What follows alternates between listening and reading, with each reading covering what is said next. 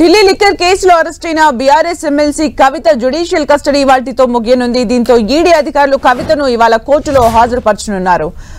11 గంటలకు కవితను కోర్టులో హాజరుపరచనున్నారు. కేసు దర్యాప్తు పురోగతిని కోర్టుకు వివరించి కవిత జ్యుడిషియల్ కస్టడీ పొడిగించాలని కోరే అవకాశం ఉంది. కోర్టు జ్యుడిషియల్ కస్టడీ పొడిగిస్తే మరికొన్ని రోజులు కవిత తీహార్ జైల్లోనే ఉండనున్నారు.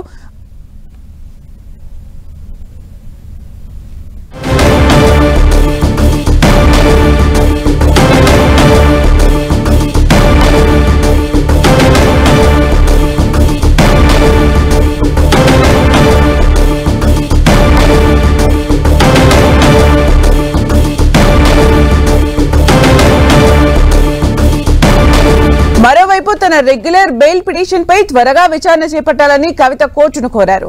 ఢిల్లీ లిక్కర్ కేసులో జ్యుడిషియల్ కస్టడీలో ఉన్న కవితకు మధ్యంతర బెయిల్ ఇచ్చేందుకు రౌస్ రెవెన్యూ కోర్టు నిరాకరించింది. కవితకు బెయిల్ ఇస్తే కేసు దర్యాప్తుపై ప్రభావం పడుతుందన్న ఈడీ వాదనను పరిగణలోకి తీసుకుని కవిత పిటిషన్ను కోర్టు తిరస్కరించింది. మధ్యంతర బెయిల్ తిరస్కరణతో కవిత తిహార్ జైల్లోనే ఉండనున్నారు. కవితకు మధ్యంతర బెయిల్ నిరాకరించడంతో రెగ్యులర్ బెయిల్ పై త్వరగా విచారణ చేపట్టాలని రౌస్ రెవెన్యూ కోర్టును కవిత తరపు లాయర్లు కోరనున్నారు. గత విచారణ సమయంలో రెగ్యులర్ బెయిల్ పై ఏప్రిల్ 20న విచారణ చేపడతామని కోర్టు తెలిపింది. రౌస్ రెవెన్యూ కోర్టులో మధ్యంతర బెయిల్ తిరస్కరణతో కవితకు హైకోర్టు, సుప్రీంకోర్టుకు వెళ్లే అవకాశం ఉంది. అయినప్పటికీ రెగ్యులర్ బెయిల్ పై త్వరగా విచారణ జరపాలని కోర్టును కోరారు కవిత తరపు న్యాయవాదులు. లిక్కర్ కేసులో మార్చి 15న అరెస్టు తర్వాత 10 రోజుల ఈడీ కస్టడీ అనంతరం మార్చి 26న కవితను 14 రోజుల జ్యుడిషియల్ కస్టడీ విధించారు. ఈ కస్టడీ ఇవాల్టితో ముగుస్తుండగా కవితను కోర్టులో హాజరుపరచనుంది ఈడీ. కేసు దర్యాప్తు పురోగతిని కోర్టుకు వివరించి కవిత జ్యుడిషియల్ కస్టడీ పొడిగించాలని కోర్టును కోరే అవకాశం ఉంది.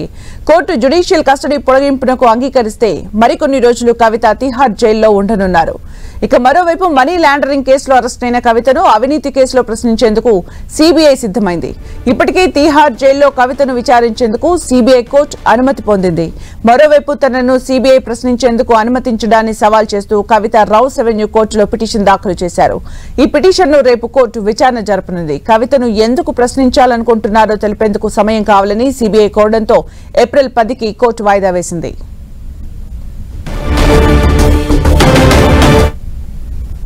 కవితను జైల్లో ఎప్పుడు ప్రశ్నిస్తారనేది సిబిఐ నిర్ణయంపై ఆధారపడి ఉండనుంది. జైలు అధికారులకు ఒక రోజు ముందు సమాచారం ఇచ్చి సీసీటీవీ పర్యవేక్షణలో మహిళా కానిస్టేబుల్ సమక్షంలో కవిత స్టేట్మెంట్ ను సిబిఐ అధికారులు రికార్డు చేయనున్నారు. ఒకవేళ కవిత విచారణకు సహకరించకపోతే లిక్కర్ కేసులో కవితను సిబిఐ అరెస్టు చేసే అవకాశం ఉంది. ఇదే తరహాలో గతంలో మనీష్ సిసోడియా, సమీర్ మహేంద్రు, అభిషేక్ బోయినపల్లి వంటి నిందితులు అరెస్ట్ అయ్యారు.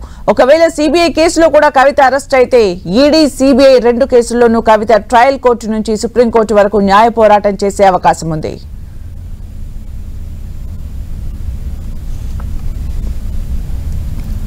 ఇక పూర్తి సమాచారం మా ఢిల్లీ కరెస్పాండెంట్ గోపి అందిస్తారు. గోపి,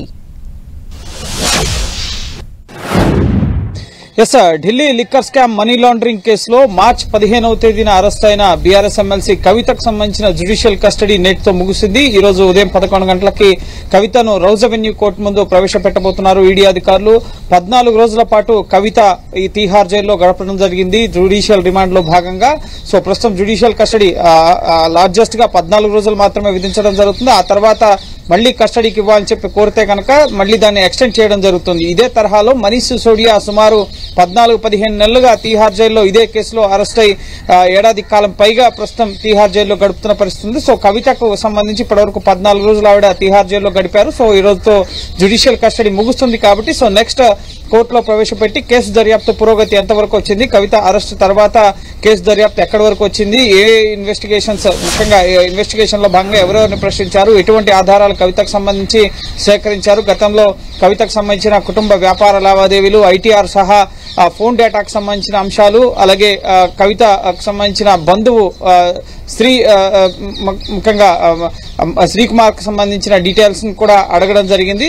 సో దీనికి సంబంధించి కూడా ఇటు ఎంతవరకు కేసు దర్యాప్తు వచ్చింది, అలాగే కేజ్రీవాల్ అరెస్ట్ చేశారు కవిత అరెస్ట్ తర్వాత. సో ఆ కోణంలో కూడా ఇన్వెస్టిగేషన్ జరుగుతుంది అన్న అంశాలని కోర్టుకి రిమాండ్ రూపంలో సబ్మిట్ చేయబోతోంది ఈడీ. దాన్ని కోర్టు పరిగణలోకి తీసుకుంటే కనుక మరో 14 రోజుల పాటు కవితకు జ్యుడిషియల్ కస్టడీ విధించే అవకాశం ఉంది. ఇప్పటికే కవితకు సంబంధించిన మధ్యంతర బెయిల్ పిటిషన్ ని తిరస్కరించడంతో రెగ్యులర్ బెయిల్ పిటిషన్ ని త్వరగా విచారించాలని చెప్పి నిన్న కవిత తరపు న్యాయవాదులు ఒక అప్లికేషన్ సైతం మూవ్ చేయడం జరిగింది.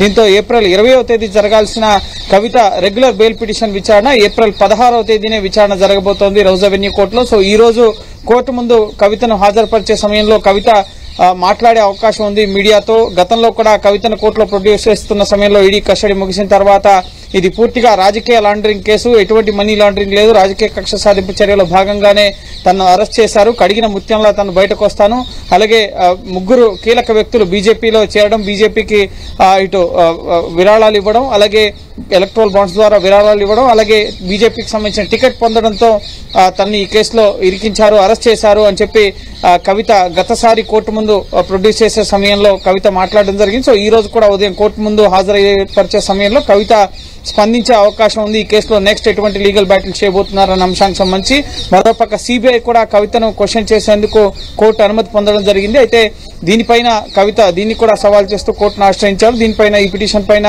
సిబిఐ క్వశ్చనింగ్ సంబంధించిన పిటిషన్ పైన రేపు రౌజ్ అవెన్యూ కోర్టు విచారణ జరగబోతోంది. సో ఈ రోజు కవితకు కోర్టులో ప్రధానంగా ఎటువంటి ఊరట దక్కే అవకాశం ఉండదు, కేవలం జ్యుడిషియల్ కస్టడీ ముగిసింది కాబట్టి సో ఫర్దర్ గా కస్టడీని ఎక్స్టెండ్ చేయాలనే ఈడీ కోరే అవకాశం ఉంది. అలాగే కవిత తరపు న్యాయవాదులు జ్యుడిషియల్ కస్టడీకి ఇవ్వద్దు, దీనిపైన త్వరగా రెగ్యులర్ బెయిల్ కి సంబంధించిన అంశానికి సంబంధించి ఇటు వాదనలు వినిపించే అవకాశం ఉంటుంది. సాధారణంగా జ్యుడిషియల్ కస్టడీ ముగిసిన తర్వాత ఎక్స్టెన్షన్ కి సంబంధించిన అప్లికేషన్ మూవ్ చేస్తారు, కానీ ఎటువంటి వాదోపవాదనలు ఏదైతే ఉండే అవకాశం ఉండదు. గోపి, ఒకవైపు మనీ లాండరింగ్, మరోవైపు అవినీతికి సంబంధించి సిబిఐ ఈడీ విచారణ కొనసాగుతున్న క్రమంలో కవిత సహకరించకపోవడం అనే పాత్ర ఎంతవరకు ఉంటుంది? దీనిపైన కస్టడీ డిపెండ్ అయ్యే ఛాన్స్ ఉంటుందా? ఎస్, ఖచ్చితంగా Delhi liquor scam money laundering కేసులో కవిత విచారణకు సహకరించలేదు, దాటవేత సమాధానాలు ఇచ్చారు. అడిగిన ఆధారాలు ఏవి, కుటుంబ వ్యాపార లావాదేవీలు కానీ ఐటీఆర్ కానీ సరైన సమాచారాన్ని నిందితులతో ఉన్న సంబంధాలకు సంబంధించి, అలాగే నిందితులు ఇచ్చిన వాంగ్మూలాలపైన కూడా కవితను ప్రశ్నించడం జరిగింది. నాకేం తెలీదు, నాకు ఎటువంటి సంబంధం లేదు అని చెప్పి కూడా కవిత సమాధానాలు ఇవ్వడం జరిగింది. కానీ కవితకు అగెనెస్ట్ గా ఈడీ వద్ద ఆధారాలు ఉన్నాయి. అవి మొబైల్ వాట్సాప్ చాట్స్ కానీ, అలాగే ఫేస్ టైం కానీ, ఇతర ముఖ్యంగా నిందితులు ఇచ్చిన వాంగ్మూలాలు కానీ, ఈ విధంగా మనీ ట్రాన్సాక్షన్స్ కి సంబంధించిన విషయాలపైన ఇతర నిందితులు ఇచ్చిన వాంగ్మూలాలు కానీ, ఇలా అనేక ఆధారాలు ఈడీ వద్ద ఉన్నాయి కాబట్టి కవితను ఈ కేసులో అరెస్ట్ చేయడం జరిగింది. అలాగే కవితకు బెయిల్ ఇచ్చేందుకు కూడా ఎందుకు బెయిల్ ఇవ్వట్లేదు అన్న అంశానికి సంబంధించి కూడా కవితకు బయటకు వస్తే ఇప్పటికే అప్రూవర్లుగా మారిన నిందితుల్ని బెదిరించారు కవితని, బెదిరించే అంశాలకు సంబంధించిన ఆధారాలను కూడా నేరుగా కోర్టుకే చూపించడం జరిగింది.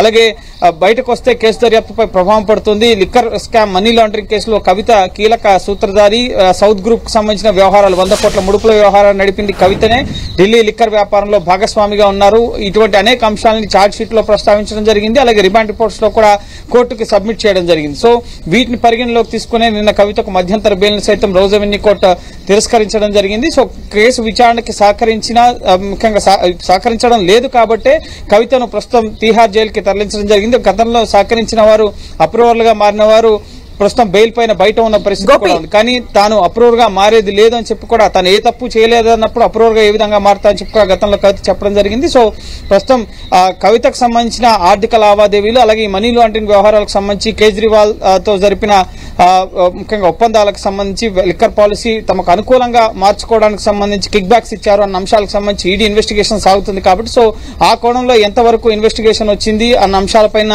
కోర్టుకి ఈ రోజు ఈడీ నివేదించబోతోంది. వాటన్నింటినీ పరిగణలోకి తీసుకుని ఎలాగో మధ్యంతర బెయిల్ తిరస్కరించారు కాబట్టి మరో 14 రోజుల పాటు కవితకు జ్యుడిషియల్ కస్టడీ ఎక్స్టెండ్ చేసే అవకాశం ఉంది. అట్ ది సేమ్ టైం ఇప్పటివరకు ఈడీ సంధించిన ప్రశ్నలు, ఇకపై సిబిఐ సంధించే ప్రశ్నలు ముఖ్యంగా అంటే ఏ టార్గెట్ బేసిస్ పైన ఉండబోతున్నాయి? ఢిల్లీ లిక్కర్ స్కామ్ కేసుకు సంబంధించి 2 దర్యాప్తు సంస్థలు ఇన్వెస్టిగేట్ చేస్తున్నాయి. 2022 ఆగస్టు 17న మొదట సిబిఐ ఈ కేసులో ఎఫ్ఐఆర్ దాఖలు చేయడం జరిగింది. సిబిఐ అవినీతి నిరోధక చట్టం, ప్రివెన్షన్ ఆఫ్ కరప్షన్ యాక్ట్ కింద కేసు నమోదు చేసి A1 గా మనీష్ సిసోడియాను చేర్చడం జరిగింది. తొలి ఎఫ్ఐఆర్ లో 15 మంది పేర్లను చేర్చడం జరిగింది 2022 ఆగస్టు 15న.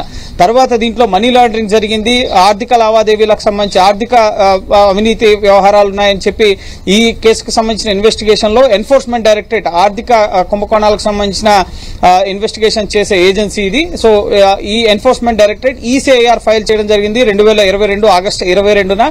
సో ఆ తర్వాత ఈ కేసులో సుమారు 16 మందిని ఎన్ఫోర్స్మెంట్ డైరెక్టరేట్ డైరెక్టరేట్ ఈ ముడుపుల వ్యవహారానికి సంబంధించి ఆర్థిక లావాదేవీలో అవినీతికి పాల్పడిన వారిని అరెస్ట్ చేయడం జరిగింది. సో సుమారు 18 నెలలుగా ఈ కేసు ఇన్వెస్టిగేషన్ అనేది జరుగుతుంది. ఢిల్లీ లెఫ్టినెంట్ గవర్నర్ సిబిఐకి రిఫర్ చేయడం జరిగింది. ఢిల్లీ లిక్కర్ స్కామ్ మనీ పాలసీలో అవినీతి అక్రమాలు జరిగాయి, దీనిపై ఇన్వెస్టిగేషన్ చేయండి అని చెప్పి 2022లో ఢిల్లీ లెఫ్టినెంట్ గవర్నర్ రిఫర్ చేయడంతో ఈ రెండు ఏజెన్సీలు కూడా సుమారు 7.5 కాలం నుంచి కూడా ఈ కేసు ఇన్వెస్టిగేషన్ చేస్తున్నాయి. సో ఈ ఎన్ఫోర్స్మెంట్ డైరెక్టరేట్ మనీ లాండరింగ్ వ్యవహారాలకు సంబంధించి, ఆర్థిక వ్యవహారాలకు సంబంధించి, ముడుపుల వ్యవహారాలకు సంబంధించి కవితను ప్రశ్నించడం జరిగింది. ఇటు పీసీ యాక్ట్ కింద నమోదైన కేసులో సిబిఐ ప్రస్తుతం కవితను గతంలో సాక్షిగా ఆమె వాంగ్మూలాన్ని నమోదు చేయడం జరిగింది. 2022 డిసెంబర్లో ఆమె నివాసంలోని 7 గంటల పాటు కవితను సిబిఐ ప్రశ్నించడం జరిగింది. సో ఇప్పుడు ఇటీవల ఈ నెల ఫిబ్రవరి 26న కూడా కవిత ఈ ఏడాది ఫిబ్రవరి 26వ తేదీ కూడా సిబిఐ ముందు కవిత విచారణకు హాజరు కావాల్సి ఉంది. కానీ ఎన్నికలున్నాయి, మీరు గతంలో నన్ను సాక్షిగా వాంగ్మూలం రికార్డ్ చేశారు, ఇప్పుడు నిందితురాలుగా చేర్చారు, సో దీన్ని నేను పూర్తిగా వ్యతిరేకిస్తున్నాను, మీ నోటీసులను ఉపసంహరించుకోవాలని చెప్పి సిబిఐకి ఒక లేఖను కూడా కవిత రాశారు. సో ఖచ్చితంగా మనీ లాండరింగ్ వ్యవహారాలకు సంబంధించిన ఇన్వెస్టిగేషన్, ఈడీ ఆర్థిక వ్యవహారాలకు సంబంధించిన లావాదేవీలపైన ఈడీ కవితను ప్రశ్నిస్తోంది. సిబిఐ ప్రధానంగా ఈ పాలసీ రూపకల్పన విషయంలో జరిగిన అక్రమాలు, ముఖ్యంగా తమకు అనుకూలంగా పాలసీ రూపకల్పన జరపడం, ముందస్తుగానే డ్రాఫ్ట్ పాలసీ సౌత్ గ్రూప్ కు సంబంధించిన సభ్యులకి ఢిల్లీ ఒబరాయ్ హోటల్లో జరుగుతున్న సమావేశాల్లో వాళ్ళకి చేరవేయడం, మనీష్ సిసోడియా, అరవింద్ కేజ్రీవాల్ తో రాజకీయ అవగాహన ఒప్పందం కుదుర్చుకోవడం, తమకు అనుకూలంగా పాలసీ రూపొందించమని చెప్పడం, ఇటువంటి అంశాలపైన సిబిఐ ఇన్వెస్టిగేట్ చేస్తోంది. సో లిక్కర్ వ్యాపారం చేశారా, ఢిల్లీ లిక్కర్ వ్యాపారంలో వాటాలున్నాయా, ముందుగానే మనీష్ సిసోడియా కేజ్రీవాల్ ని కలిశారా, అలాగే మీకు ముందస్తుగానే డ్రాఫ్ట్ పాలసీ పంపించారా, మొబైల్ ఫోన్స్ ఎందుకు మార్చారు, ఇటువంటి అనేక అంశాలని కవితను సిబిఐ ప్రశ్నించే అవకాశం ఉంది. సో రెండు వేరు కోణాల్లో రెండు దర్యాప్తు సంస్థలు కూడా ఇన్వెస్టిగేట్ చేస్తున్నాయి. సో కవితను ఎప్పుడు ప్రశ్నిస్తారనేది కూడా ముఖ్యంగా స్పష్టత వచ్చే అవకాశం ఉంది. ఈ రోజు కోర్టు ముందు ఆమెను ప్రొడ్యూస్ చేస్తారు కాబట్టి సిబిఐ ప్రశ్నించిందా లేక ఎప్పుడు ప్రశ్నించబోతున్నారు అనేది కూడా ఈ రోజు రేపు స్పష్టత వచ్చే అవకాశం ఉంది. Thank you Gopi for the update.